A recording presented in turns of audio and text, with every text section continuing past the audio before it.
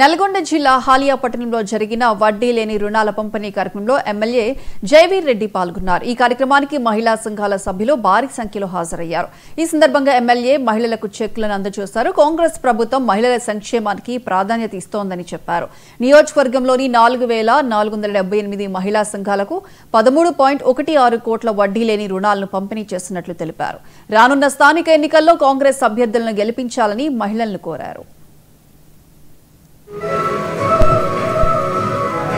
నాగార్జున సాగర్ నియోజకవర్గంలో వడ్డీ లేని రుణాల పంపిణీ కార్యక్రమం ఈరోజు జరగడం చాలా ఆనందంగా ఉన్నది।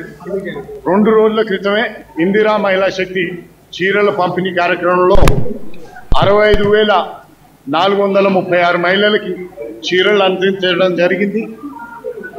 ఈరోజు నాగార్జున సాగర్లో ఉన్న 4,476 మహిళా సంఘాలకి దగ్గర 13,16 లక్షల వడ్డీ లేని రుణాల పంపిణీ కార్యక్రమం జరగడం చాలా గర్వంగా ఉంది। ఎందుకంటే నల్గొండ జిల్లాలోనే అత్యధికంగా మనకి ఈ వడ్డీ లేని రుణాల పంపిణీ నాగార్జున సాగర్ నియోజకవర్గానికి రావడం జరిగింది। కేవలం సంక్షేమ పథకాలు అభివృద్ధి పథకాలే కాదు, అన్నింట్లో కూడా మిగిలిన కార్యక్రమాలన్నింటిలో నాగార్జున సాగర్ నియోజకవర్గం అత్యధిక వనరులు కానీ, అత్యధిక వసతులు కానీ, అత్యధిక ఫండ్స్ కానీ తీసుకొచ్చేందుకు మా వంతు ప్రయత్నం చేస్తున్నాం। తదనుగుణంగా ఇక్కడున్న మహిళామణులు పెద్ద